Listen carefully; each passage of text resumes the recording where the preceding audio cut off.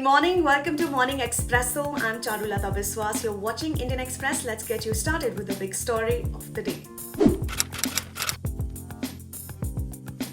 Expressing regret over the incident in Nagaland in which civilians were killed by security personnel, Union Home Minister Amit Shah informed Parliament on Monday that a team of 21 para-commandos of the Indian Army lead an ambush for insurgents in Mon district on December 4th evening, but it turned out to be a case of mistaken identity.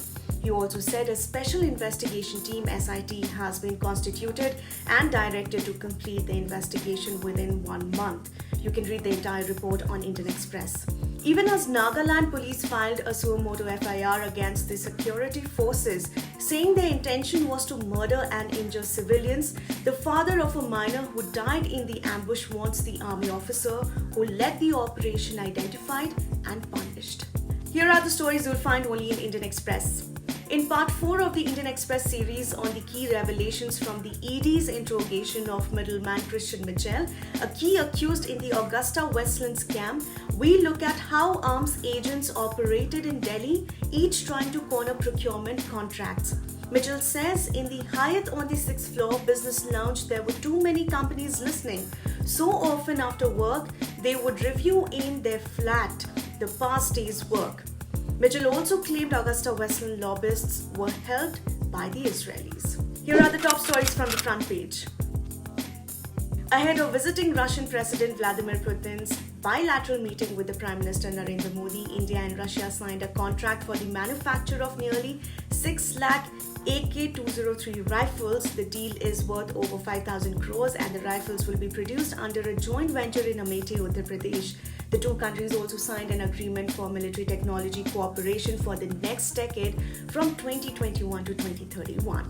An FIR was lodged against managers of 2 schools in Uttar Pradesh's Muzaffarnagar on Sunday over the alleged molestation of 17 students of class 10 of a private recognized school who were taken from home on the pretext of a CBSE practical exam. Both are yet to be arrested more than a fortnight after the alleged incident.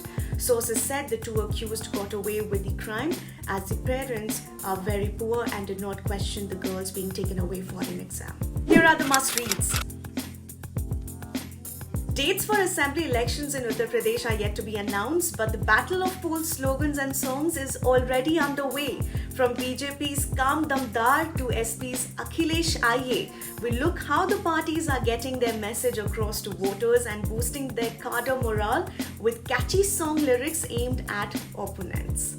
At 73, Ghulam Nabi Azad is an unlikely rebel, but the old Gandhi family loyalist has now put the party on notice with a series of rallies across Jammu and Kashmir, with many Congress leaders joining him at his meetings and 20 of his loyalists quitting party posts recently seeking a change in leadership in the Union Territory. Speculation is brewing about Azad's future plans. Meanwhile, in election-bound Goa, the TMC and the Maharashtrawadi Gomantak Party (MGP) formally entered into a pre-poll alliance. MGP President Deepak Dhavalikar said, "We will contest the upcoming election in an alliance with the TMC. The agenda is to keep the BJP and the Congress out of power." And finally, besides their incredible 10-4, spinners Ajaz Patel and Anil Kumble have something else in common. Their feats were captured by the same slip camera person, Taki Raza. Speaking with the Indian Express, Raza recounts Kumble's epochal moment against Pakistan 22 years ago and tells us how he struggled hard to check his emotions when Patel took the final wicket. That's a wrap from my end. For more news and updates, subscribe to our channel. Thank you for watching.